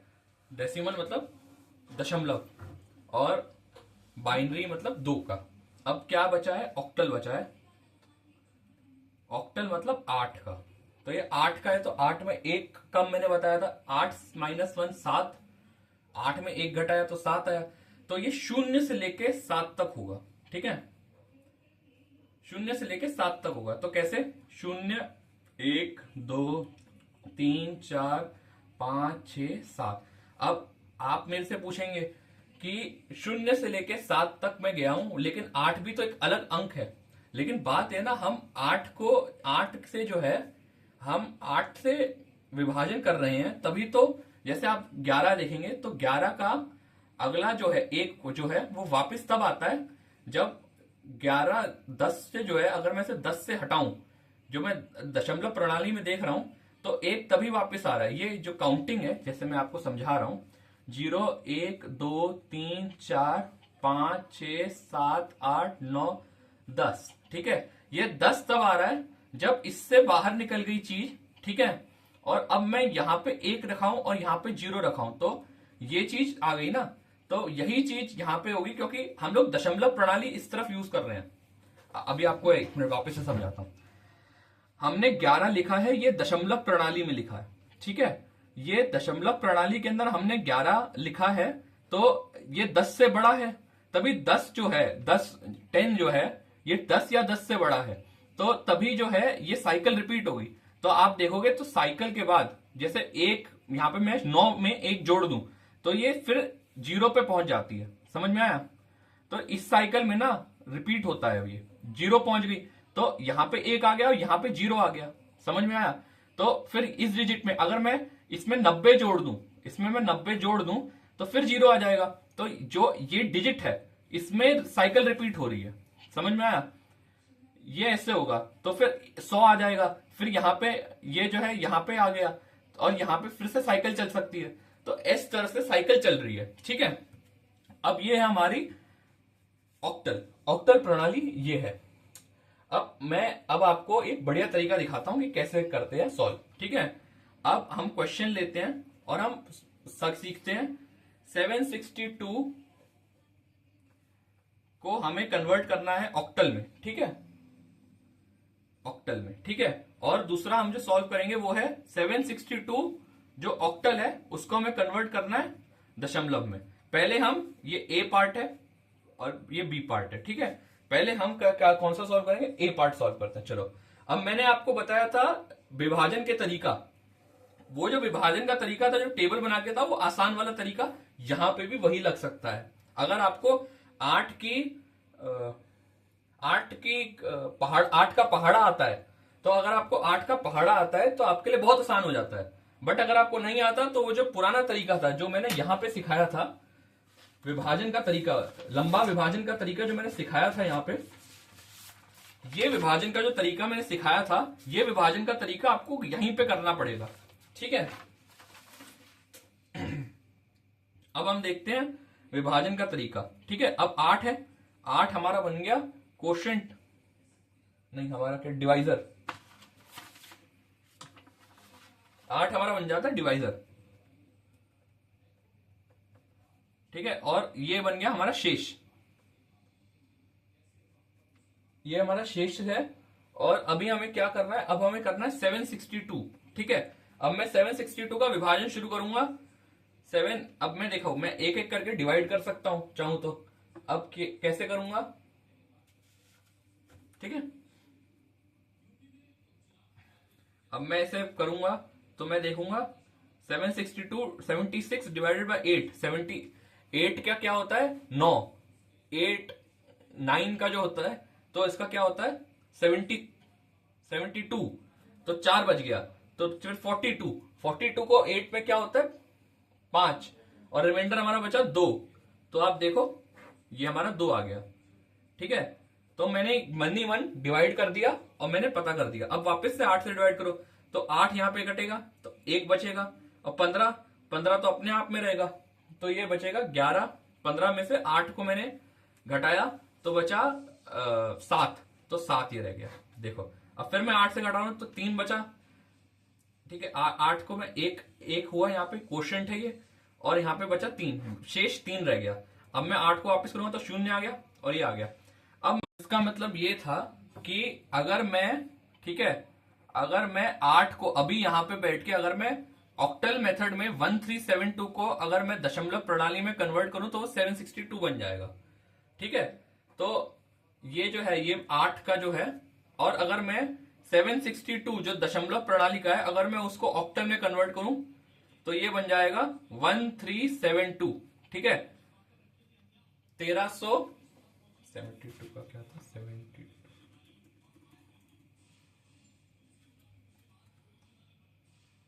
1372 बन जाएगा अगर मैं 762 को कन्वर्ट करूं, ठीक है। तो ये चीज है। अब इसका उल्टा, जो हमारा पहला हिस्सा था, ये पहला हिस्सा हमारा कंप्लीट हो गया। अब आएगा हमारा दूसरा हिस्सा, ठीक है। अब हमारा दूसरा हिस्सा क्या था कि अगर मैं 762 जो है जो ऑक्टल फॉर्म में है, अगर मुझे इसे कन्वर्ट करना है डेसिमल में। अब देखो दोनों नंबर 762 जो है, ये दोनों अंक 762 है। आप देखना 762 है, ठीक है। ये यहां पे 762 ये था, ये ए पार्ट था, इसको हम ऑक्टल में कन्वर्ट कर रहे थे, और ये था 762 ऑक्टल में था, इसको हम कर रहे हैं दशमलव में, ठीक है। अब आप देखना कि अब देखना क्या होगा, ठीक है। अब मैं आपको दिखाता हूं कि देखो क्या होने वाला है। मैंने आपको पढ़ाया था तरीका कैसे करना है, ठीक है। तो हम यहाँ पे लिखेंगे 0 1 2, ठीक है। अब यहाँ पे हमने 0 1 2 लिखा, 7 6 2 आ गया, और यहाँ पे हमने लिखा 0 1 और 2। तो अब हम कैसे पढ़ेंगे? 2 इंटू गुणा किया हमने 8 की मात्रा 0 प्लस 6 गुणा किया 8 की मात्रा 1 प्लस 7 गुणा किया 8 की मात्रा 2। तो इसका क्या हुआ, इसका फिर क्या आया हमारा, हमारा आया ये तरीका हमारा आया कि ये तो 2 का 2 आ गया, क्योंकि ये तो 1 बन जाएगा। 6 हमारा क्या हुआ, 6 इंटू 8 आया प्लस 7 इंटू 64 आ गया। ठीक है, अब क्या है, इसका मतलब है 2 प्लस 48 प्लस 448। ठीक है, ये दिख जाएगा आपको। अब इसका क्या हुआ टोटल, 498 498 ये हमारा आया। ठीक है, तो ये हमारा आया दशमलव में, आपने देखा। तो अब आप ध्यान से देखना, ठीक है, दोनों नंबर इक्वल थे। जब मैंने इसको कन्वर्ट किया 8वीं में ऑक्टल में तो 1372। ठीक है, और मैंने जब इसे किया तो 498। ठीक है, अब जब मैंने इसे किया तो जब मैं दशमलव से 8 ऑक्टल में जा रहा हूं, मतलब मैं बेस को छोटा कर रहा हूं। अब बेस क्या होता है, बेस है मतलब दशमलव 2 8। ठीक है, तो जब मैं बेस को छोटा कर रहा हूं तो जो वैल्यू है, जो आप देख रहे हो, ये जो वैल्यू है ये बढ़ रही है। आप देखो ये बढ़ रही है, समझ आया। ये देखो 7 6 2 और यहाँ पे 1 3 7 2 आ रहा है, तो ये तो बढ़ गई। ये तो 1372 इससे ज्यादा है, 62 से ज्यादा है, 762 से ज्यादा है। तो देखो वैल्यू बढ़ गई जब मैं छोटे में जा रहा हूं। ठीक है, अभी आप ध्यान से देखना, जब मैंने इसको किया, जब मैं 10 से 8 में गया तो वैल्यू इंक्रीज हो गई।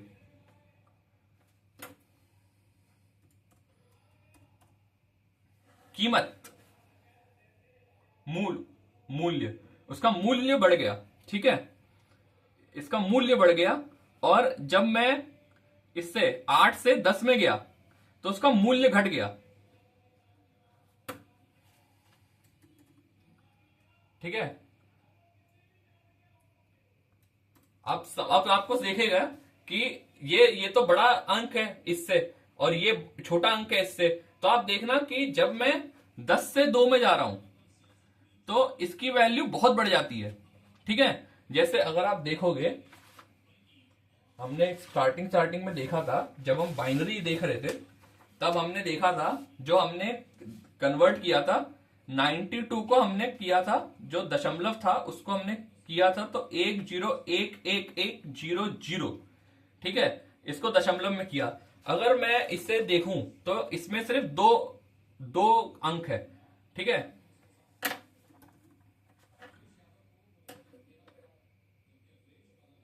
ठीक है, इसमें सिर्फ 2 हैं और इसमें इतने सारे हैं। इसमें कितने, 1 2 3 4 5 6 7 7 हैं इसमें। आप मतलब सोचो ये कितना ज्यादा बढ़ गया। तो इसीलिए ऑक्टल, और जो है हम जो ऑक्टल पढ़ रहे हैं, ऑक्टल, हेक्साडेसिमल, अभी आपको बताऊंगा आगे क्या है, और ये डेसिमल, और फिर आता है बाइनरी। ये अपना अपना अपना है। ये वाला कंप्यूटर समझता है, ठीक है, ये इंसान समझता है।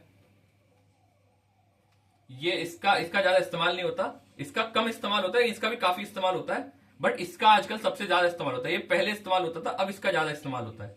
ठीक है, तो ये जो चीज है, ये जो चीज है जो भी आगे पढ़ाने वाला हूं, ये तो आपको भी समझ में आ गया होगा कि कैसे कन्वर्ट और ना कन्वर्ट करते हैं। ठीक है, तो अब हेक्साडेसिमल भी आपको पढ़ाएंगे।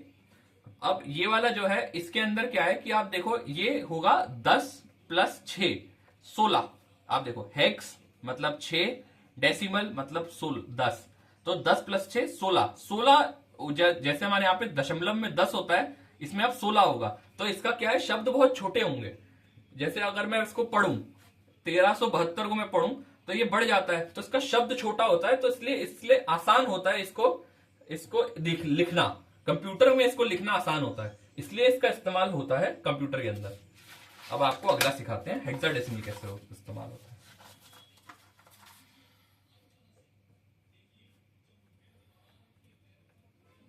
अब हम करेंगे हेक्साडेसिमल। हेक्साडेसिमल क्या है? ठीक है, अब हेक्साडेसिमल हुआ हमारा 16, 10 प्लस 6, हेक्स मतलब 6, डेस मतलब 10, 10 प्लस 6 16। ठीक है, अब हमारा क्या है? 0 1 2 3 4 5 6 7 8 9। अब देखो 9 तक हो गया। अब मैं 10 इसमें नहीं लिख सकता क्योंकि 10 में 2 अंक एक साथ आते हैं। तो 10 के बजाय हम इसमें क्या करते हैं, हम इसमें शब्द यूज करने लग जाते हैं, ए बी सी डी ई। ठीक है, तो क्या है इसकी, अब मैं गिनती करूंगा, 1 2 3 4 5 6 7 8 9 10 11 12 13, 0 1 2 3 4 5 6 7 8 9 10 11 12 13 14 15। ठीक है, तो ये देखो 15 इसमें आ गए। ठीक, इसमें एफ भी आता है, सॉरी वो मेरे से।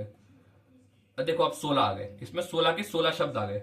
अब इसकी गिनती कैसी है? 0 1 2 3 4 5 6 7 8 9 10 11 12 13 14 15। और ये अगर मैं इसको काउंट करूं तो 16 आ जाते हैं इसमें टोटल अंक। ठीक है, इसमें टोटल जो है, इसमें वर्ण जो है वो 16 आ जाते हैं। ठीक है, अब आप देखोगे इसका आसान तरीका ये होता है कि अब आप समझ लें कि ये पढ़ लें और ये पढ़ लें, बाकी तो आप गिन लेंगे बीच में, जैसे A B C D E F. ठीक है, तो ये हमारा A B C D E F, आप बस ये याद रखें, ए 10 है और एफ 15 है। ठीक है, कई बार गलती कर लेते हैं लोग, एफ को 16 लिख देते हैं, 16 नहीं होता, 16 से एक कम, 0 से लेके 15, ये होता है हेक्साडेसिमल का। ठीक है, चलिए अब आपको जल्दी से हम सिखाते हैं कि हेक्साडेसिमल में कैसे कन्वर्ट करते हैं। तो 762 जो हमने लिया था उसी को हम कन्वर्ट करते हैं हेक्साडेसिमल में। ठीक है, अब हम हेक्साडेसिमल में उसी चीज को कन्वर्ट करेंगे। तो 16 की अगर आपने टेबल पढ़ी है तो आसान है, वरना आपको लंबा वाला करना पड़ता है।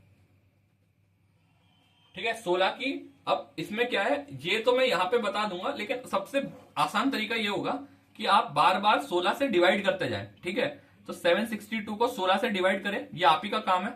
आप इसको पूरा यहाँ पे आपको करना है, आपको अपनी कॉपी के अंदर पूरा का पूरा करना है। और यहां पे मैं अभी आपको करके दिखा रहा हूं, लेकिन आपको भी खुद से करना पड़ेगा। ठीक है, तो यहां पे तो ये हो जाएगा,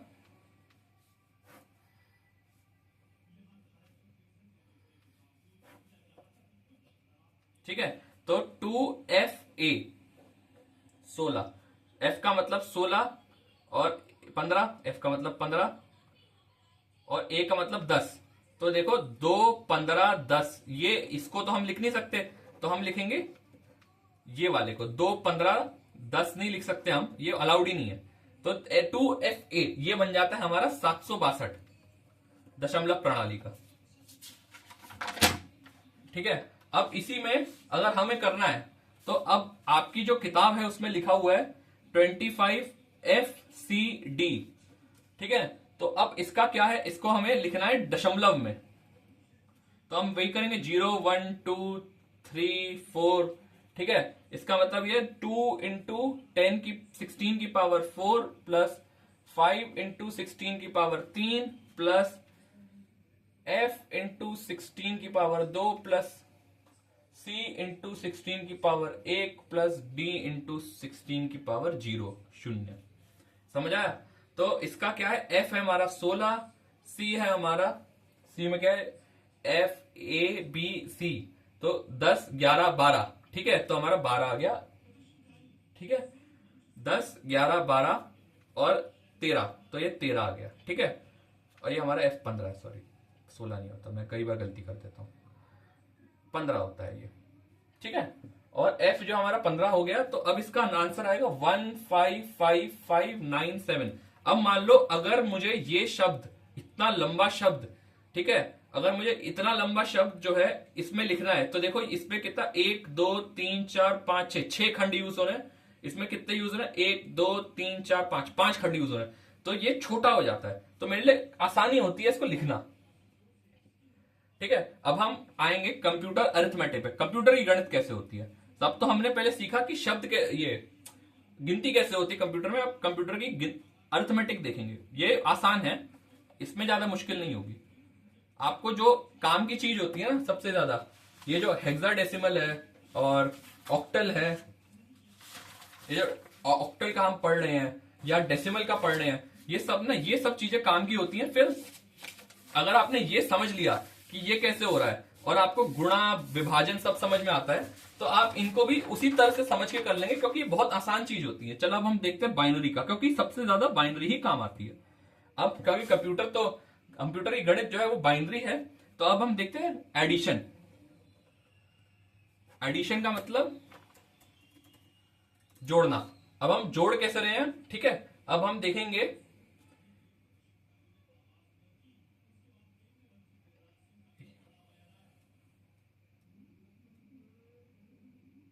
अब हम देख रहे हैं, ठीक है, एडिशन में क्या किया हमने, 92 और 24, ठीक है।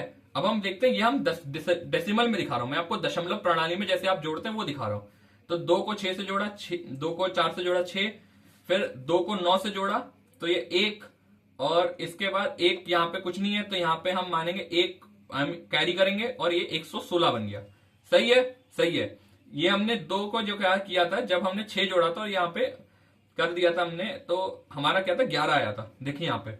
और अगर मैं 80 में, नहीं कुछ दूसरा, 86 के अंदर 24 जोड़ू, ठीक है, जैसे ये जो मैंने दिखाया था, तो यहाँ पे शून्य आता है, यहाँ पे आता है। अब क्या, अब यहाँ पे क्या है, यहाँ पे हम 10 लिख नहीं सकते, अलाउड नहीं है। तो हम क्या करेंगे, यहाँ पे हम लिखेंगे, यहाँ पे हम शून्य लिखेंगे, 9 यहाँ पे 9 हो जाएगा, और 9 में हम ये 110 बन जाएगा, ठीक है। तो यही ये तरीका होता है, ये दशमलव प्रणाली के अंदर ऐसे की जाती है। अब यही चीज, बिल्कुल यही चीज हम अभी करेंगे, क्योंकि यहां पे हमारा 10 जो था, हम 10 नहीं लिख सकते, यहां पे हम 2 नहीं लिख सकते, ठीक है। हम 2 के से छोटा रखना है हमें सबको। तो हम क्या करेंगे, अब ये देखिए, ये है, अब हम बाइनरी में कर रहे हैं। सबसे आसान चीज है। अगर नहीं भी आए तो एक दूसरा तरीका होता है, वो भी मैं बाद में बताऊंगा, ठीक है।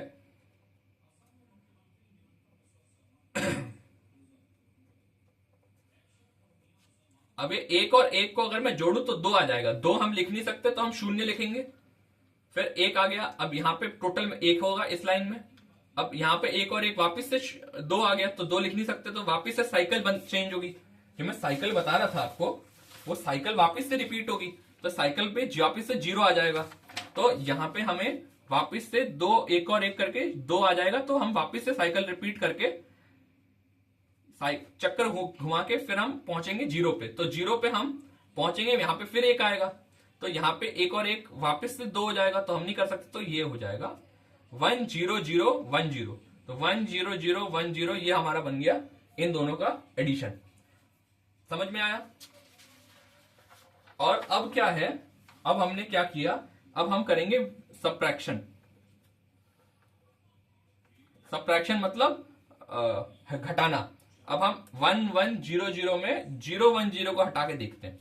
अब नॉर्मल तरीका क्या था, 86 में 24 घटाते हैं, तो हम साइकिल जैसे इसमें आगे बढ़ा रहे थे, तो हम एक बार पीछे जा रहे हैं, तो हम क्या करेंगे, 2 गया, तो 6 में 4 घटाया, तो हम पीछे जा रहे हैं, तो हम 6 में 4 घटा के 2 आया, और 8 में 2 घटा के हमारा हुआ 6, तो 62 बन गया। अब इसी तरह से अगर मैं इसमें करूं, शून्य में शून्य घटाया, शून्य आया, शून्य में 1 घटाया, तो शून्य में 1 घटा सकते नहीं है, तो शून्य से हम यहां से घटाएंगे, इसको शून्य करेंगे, इसको हम करके 2 कर देंगे, क्योंकि हम यहाँ पे 10 नहीं कर रहे, हम यहाँ पे 2 कर रहे हैं। अब 2 में 1 घटाया तो 1 हो गया, और 0 1, ये हमारा आ गया घटाने का तरीका। अब आ गया हमारा मल्टीप्लीकेशन।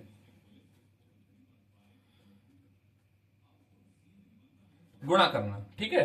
अब गुणा करना हम करेंगे, 92 और 24 हम वापस से ले रहे हैं। अब हम करेंगे, 4 को 2 से किया 8, यहाँ पे 36, ठीक है।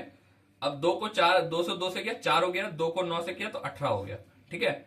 अब ये हुआ 8 0 2 2 0 8, ठीक है, ये 2208 हो गया हमारा, 2208।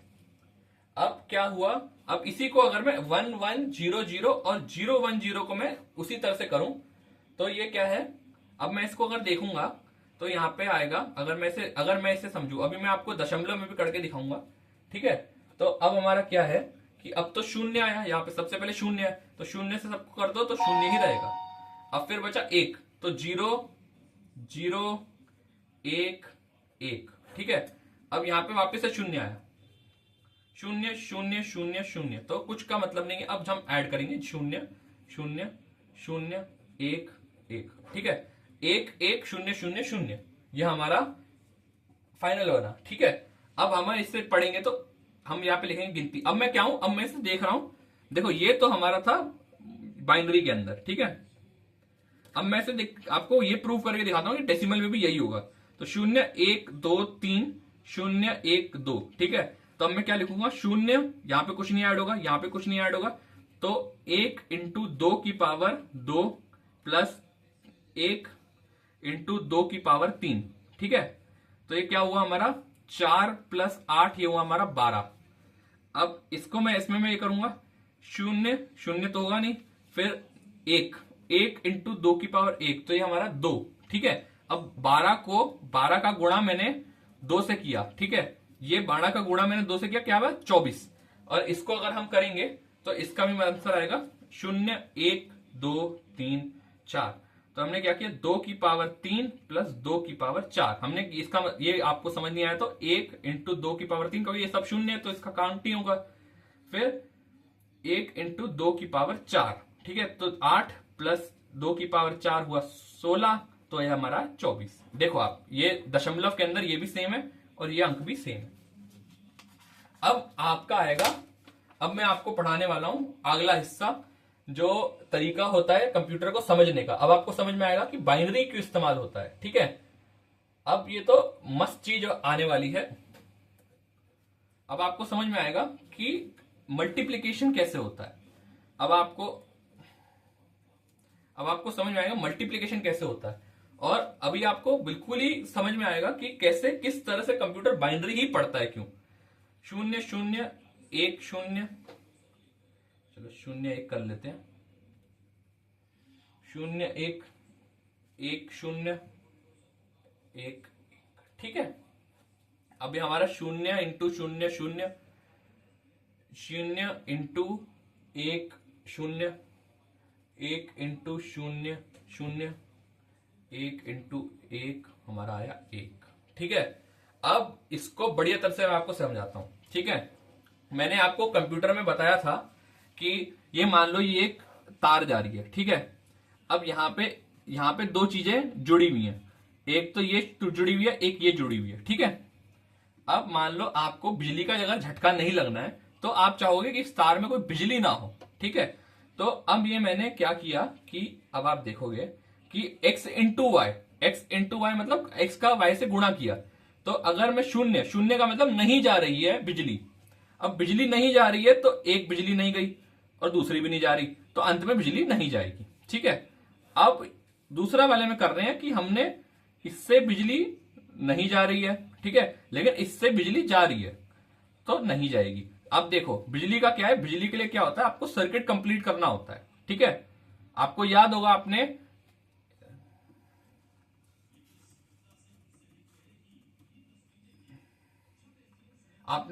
बिजली जो है, बिजली का आपने पढ़ा होगा साइंस में, विज्ञान में आपने बिजली के बारे में पढ़ा होगा कि बिजली जब सर्किट कंप्लीट होती है तभी बिजली रन करती है, समझ में आया। तो अगर यहां से बिजली पास हो भी रही हो तो यहां से नहीं हो रही तो सर्किट कंप्लीट नहीं हुआ तो बिजली नहीं जाएगी, समझ आया।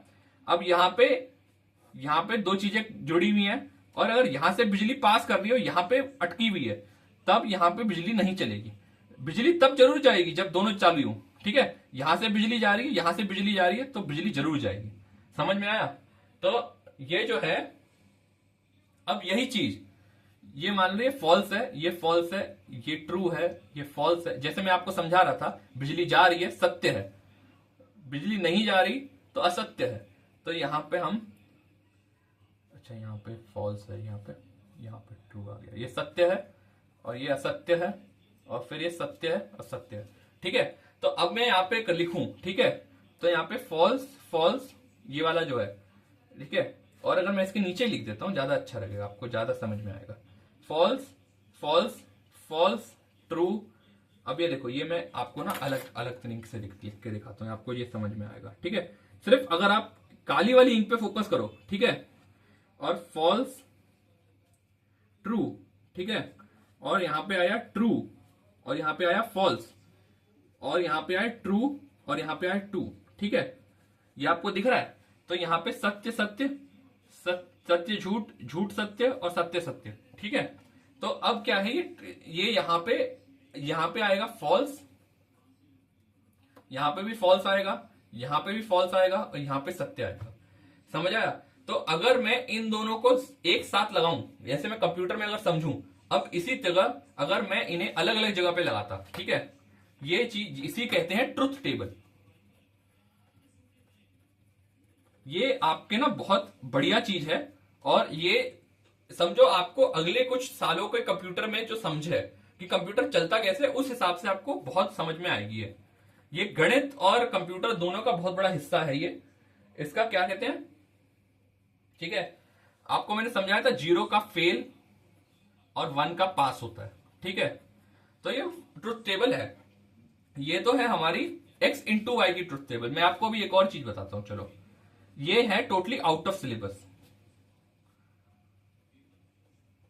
ये वाला हिस्सा जो है, ये वाला हिस्सा जो अभी मैं लिखने वाला हूं, ये वाला हिस्सा ये आउट ऑफ सिलेबस है, लेकिन ये आपको समझना चाहिए, अच्छी चीज है ये अगर आपको ये समझ में आएगा तो आपको बाकी बड़ी क्लासेस आसानी से समझ में आएगी कि मैथ्स कैसे की जाती है, ठीक है। अब क्या है कि शून्य शून्य शून्य एक एक शून्य और एक एक, ठीक है। अब मैं अगर आपको समझाऊं कि चलो ये जो है ये ऐसे ऐसे लगे हुए हैं, ठीक है, और मुझे देखना है कि बिजली किस में जा रही है किस में नहीं जा रही। अगर मान लो कि इसमें दोनों में बिजली नहीं जा रही तो बिजली नहीं जाएगी, ठीक है। तो ये शून्य शून्य का शून्य हो जाएगा, x प्लस वाई, ठीक है। आपने देखा x प्लस वाई शून्य हो जाएगा। अब ये x और y जो है, ठीक है, x प्लस वाई या x, इसको ऐसे नहीं लिखते, इसको ऐसे लिखते हैं, ठीक है। तो ये जो है शून्य एक, अगर एक से जा रही है तो चल जाएगी चल जाएगी चल जाएगी, ठीक है। इसको एडिशन में भी यही बोलते हैं, ठीक है।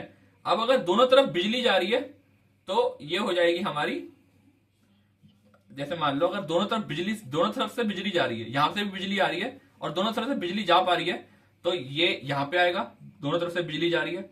अगर एक भी जगह से बिजली जा रही है दूसरी जगह से नहीं जा रही है तो फिर भी बिजली चली जाएगी दूसरी तरफ।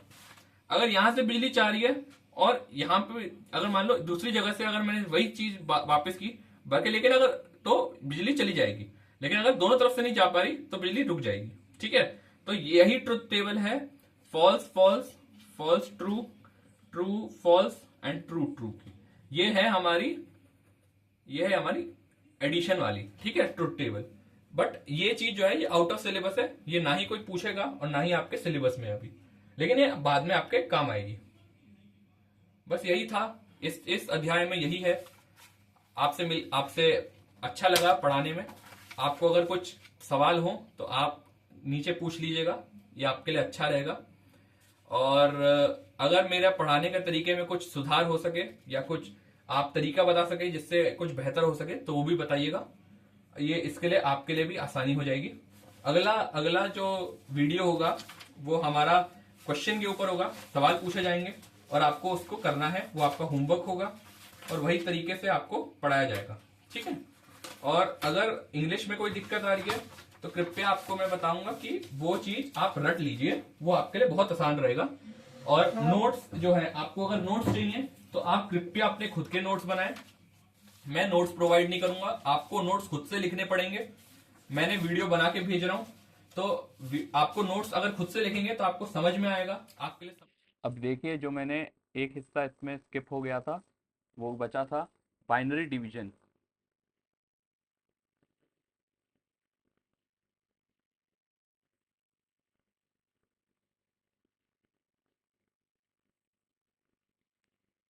अब हमारा बाइनरी डिवीजन में जैसा बिल्कुल हमें सिंपल डिवीजन मेथड था वही तरीका इस्तेमाल होगा, ठीक है। अब इसमें क्या है, हमारा बाइनरी डिवीजन के अंदर जैसे मान लो 2 नंबर है, हमारा यहाँ पे है 110, ये हमारा 110 यहाँ पर है और यहाँ पे हमारे पास 10 है। अब मैं उस 10 से क्या मल्टीप्लाई करूँ, और मुझे मल्टीप्लाई क्या करना है, मुझे या तो फिर शून्य मल्टीप्लाई कर सकता हूँ या 1 मल्टीप्लाई कर सकता हूँ।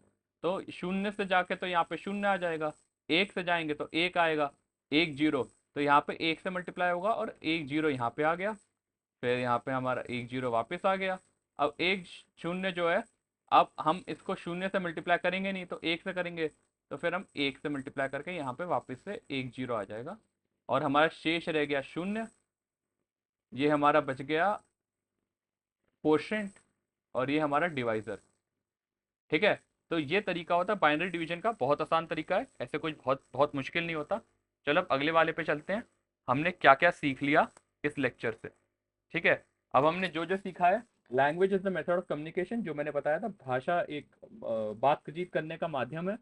Process of writing instruction is called programming, मतलब आप अगर कोई लिखें जिससे कंप्यूटर की जो लैंग्वेज है, कंप्यूटर की जो लैंग्वेज है उसमें अगर आप कुछ लिखेंगे, उसमें आप कंप्यूटर को समझाएं तो उसको प्रोग्रामिंग कहते हैं। Low level language is a programming language, वही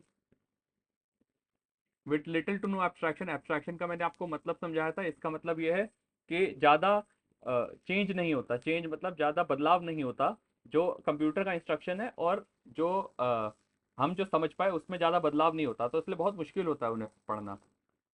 असेंबलर इज रिक्वायर्ड, ये आपको याद रखना पड़ेगा, असेंबलर जो है is required to translate assembly language. आजकल असेंबलर ज़्यादा इस्तेमाल नहीं होते, फिर भी हम असेंबलर लिखेंगे। A compiler is a program that converts high level language into binary instruction. ये कंपाइलर बड़े काम की चीज़ है, कंपाइलर। अब दो देखो, मैं आपको वापस से समझा देता हूँ। ठीक है, हमने क्या था, हमने क्या था कि हमने हमने क्या क्या पढ़ा। कंप्यूटर की भाषा के कितने प्रकार हैं, एक सबसे पहले आपको मैं समझाता हूँ। हमारे पहला जो तरीका होता है लैंग्वेज। ठीक है, लैंग्वेज के कितने प्रकार थे, सबसे पहले हाई लेवल, ये हमारी हाई लेवल, इसमें आता है हमारा सी, सी प्लस प्लस, जा जावा, पाइथन, फलान, जो इतने भी हैं। अब लो लेवल है, ठीक है, लो लेवल मतलब जो कंप्यूटर के ज़्यादा हार्डवेयर से कनेक्टेड रहेगी। अब उस लो लेवल के अंदर दो हिस्से हैं, एक तो 0101, 0101 वाला मशीन कोड, वो हम पढ़ नहीं पाएंगे, वो उसका कोई काम का नहीं होता।